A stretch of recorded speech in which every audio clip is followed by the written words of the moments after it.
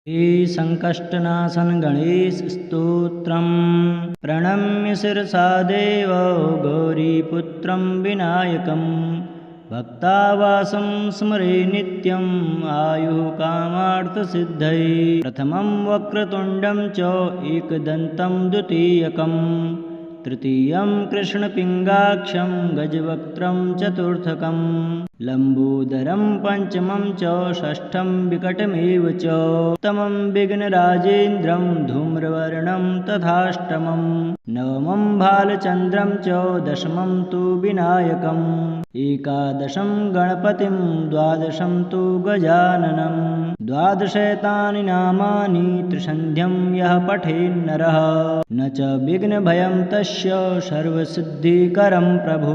विद्यार्थी लभते विद्यां धनार्थी लभते धनं पुत्रार्थी लभते पुत्रान् मोक्षार्थी लभते गतिं जपेत् गणपतिस्तोत्रं षड्भिर्मासै फलं लभेत् संवत्सरेण सिद्धिं च लभते नात्र संशयः।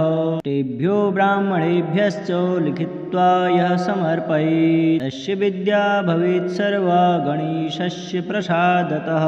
प्रणम्य शिरसा देवो गौरीपुत्रं विनायकं भक्तावासं स्मरे नित्यम् आयुः कामार्थसिद्धये। प्रथमं वक्रतुण्डं च एकदन्तं द्वितीयकं तृतीयं कृष्णपिङ्गाक्षं गजवक्त्रं चतुर्थकं लम्बोदरं पञ्चमं च षष्ठं विकटमेव च उत्तमं विघ्नराजेन्द्रं धूम्रवर्णं तथाष्टमं नवमं भालचन्द्रं च दशमं तु विनायकम् एकादशं गणपतिं द्वादशं तु गजाननं द्वादशैतानि नामानि त्रिसन्ध्यं यः पठेन्नरः न च विघ्नभयं तस्य सर्वसिद्धिकरं प्रभु।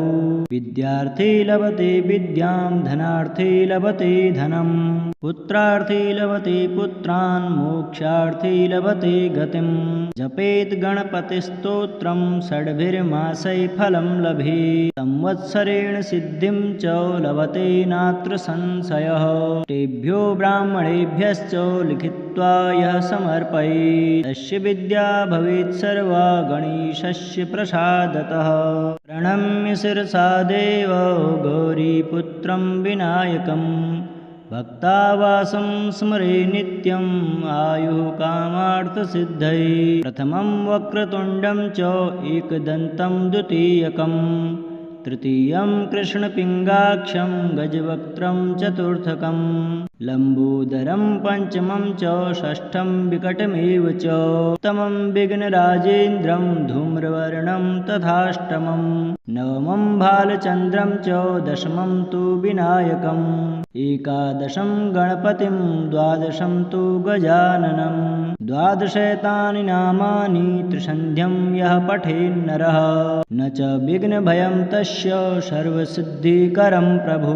विद्यार्थी लभते विद्यां धनार्थी लभते धनं पुत्रार्थी लभते पुत्रान् मोक्षार्थी लभते गतिं जपेत् गणपतिस्तोत्रं षड्भिर्मासै फलं लभेत् संवत्सरेण सिद्धिं च लभते नात्र संशयः। तेभ्यो ब्राह्मणेभ्यश्च लिखित्वा यः समर्पयेत् तस्य विद्या भवेत् सर्वा गणेशस्य प्रसादतः। प्रणम्य शिरसा देवो गौरीपुत्रं विनायकं भक्तावासं स्मरे नित्यम् आयुः कामार्थसिद्धये।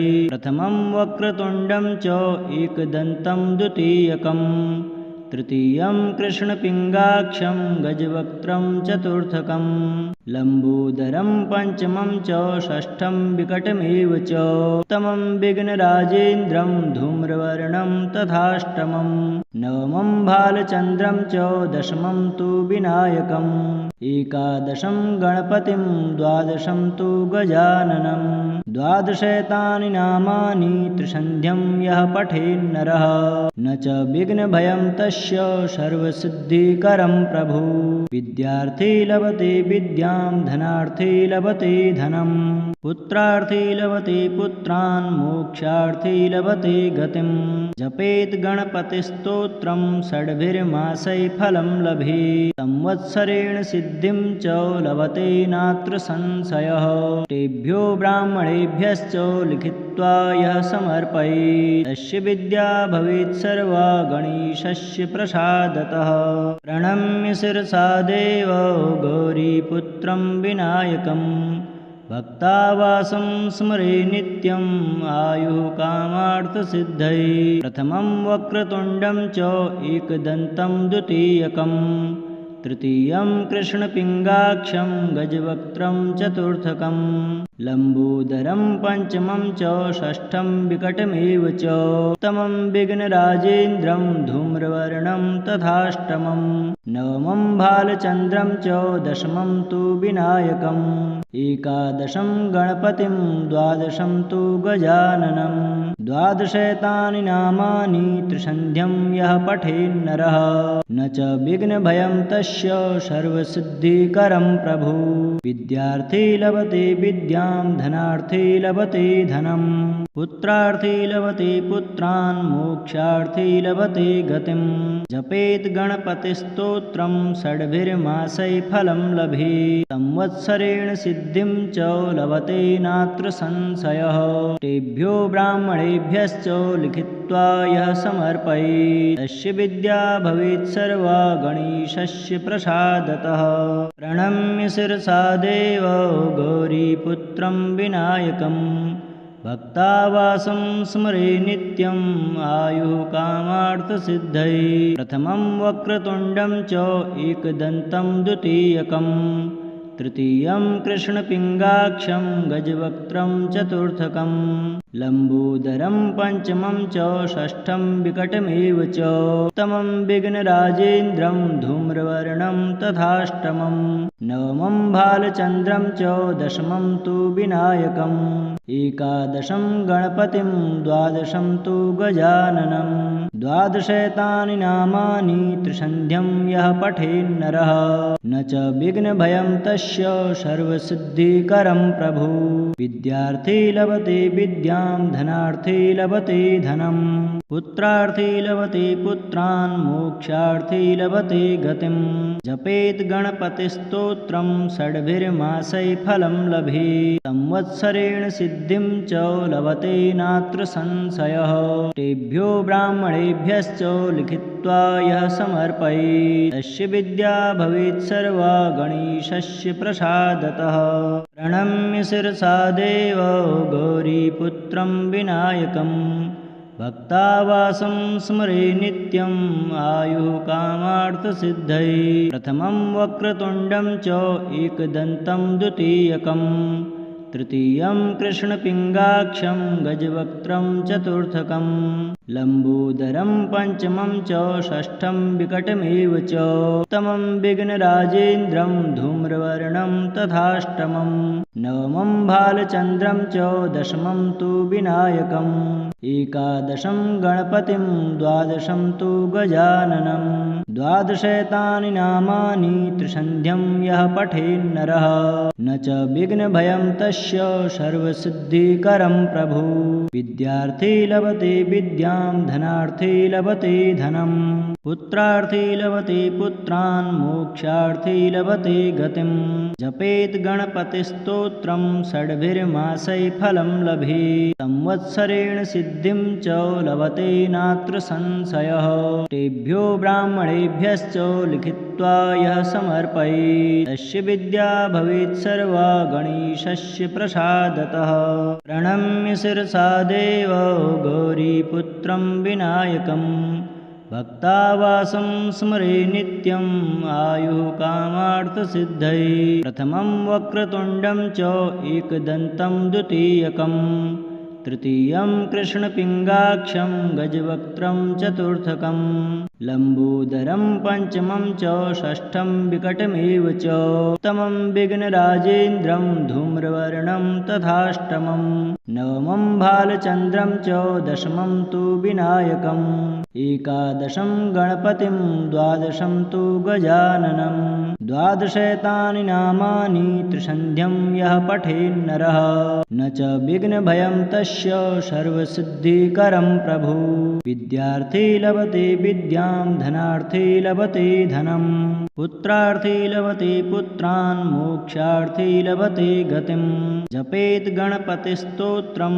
षड्भिर्मासै फलं लभेत् संवत्सरेण सिद्धिं च लभते नात्र संशयः तेभ्यो ब्राह्मणेभ्यश्च लिखित्वा यः समर्पयेत् तस्य विद्या भवेत् सर्वा गणेशस्य प्रसादतः प्रणम्य शिरसा देव गौरीपुत्रं विनायकं भक्तावासं स्मरे नित्यम् आयुः कामार्थसिद्धये प्रथमं वक्रतुण्डं च एकदन्तं द्वितीयकं तृतीयं कृष्णपिङ्गाक्षं गजवक्त्रं चतुर्थकं लम्बोदरं पञ्चमं च षष्ठं विकटमेव च सप्तमं विघ्नराजेन्द्रं धूम्रवर्णं तथाष्टमं नवमं भालचन्द्रं च दशमं तु विनायकम् एकादशं गणपतिं द्वादशं तु गजाननं द्वादशैतानि नामानि त्रिसन्ध्यं यः पठेन्नरः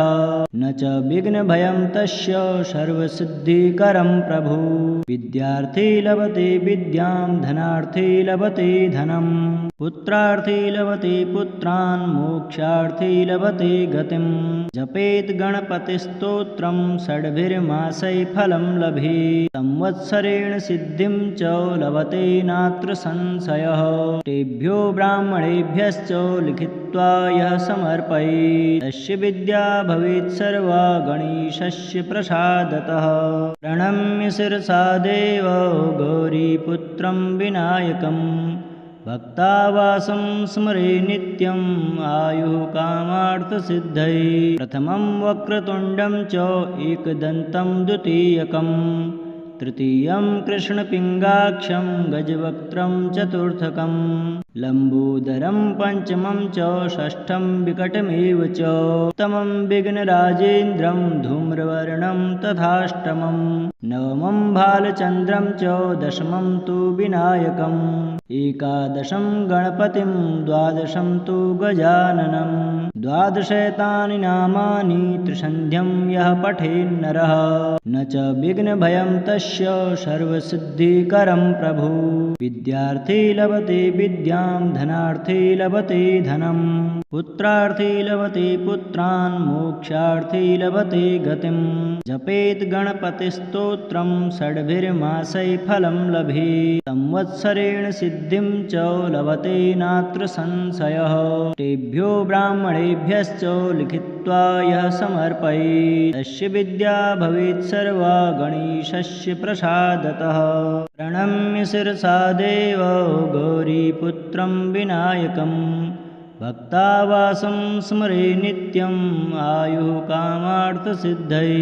प्रथमं वक्रतुण्डं च एकदन्तं द्वितीयकं तृतीयं कृष्णपिङ्गाक्षं गजवक्त्रं चतुर्थकं लम्बोदरं पञ्चमं च षष्ठं विकटमेव च सप्तमं विघ्नराजेन्द्रं धूम्रवर्णं तथाष्टमं नवमं भालचन्द्रं च दशमं तु विनायकम् एकादशं गणपतिं द्वादशं तु गजाननं द्वादशैतानि नामानि त्रिसन्ध्यं यः पठेन्नरः न च विघ्नभयं तस्य सर्वसिद्धिकरं प्रभु विद्यार्थी लभते विद्यां धनार्थी लभते धनं पुत्रार्थी लभते पुत्रान् मोक्षार्थी लभते गतिं जपेत् गणपतिस्तोत्रं षड्भिर्मासै फलं लभेत् संवत्सरेण सिद्धिं च लभते नात्र संशयः तेभ्यो ब्राह्मणेभ्यश्च लिखित्वा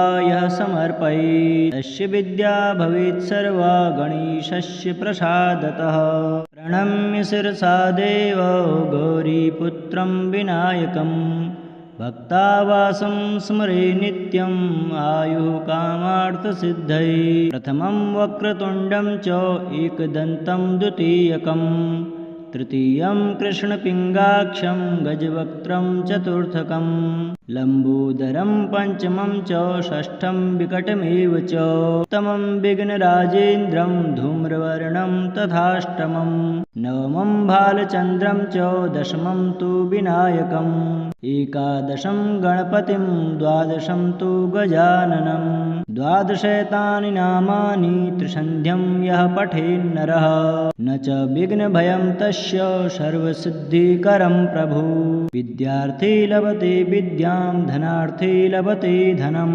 पुत्रार्थी लभते पुत्रान् मोक्षार्थी लभते गतिं जपेत् गणपतिस्तोत्रं षड्भिर्मासै फलं लभेत् संवत्सरेण सिद्धिं च लभते नात्र संशयः तेभ्यो ब्राह्मणेभ्यश्च लिखित्वा यः समर्पयेत् तस्य विद्या भवेत् सर्वा गणेशस्य प्रसादतः।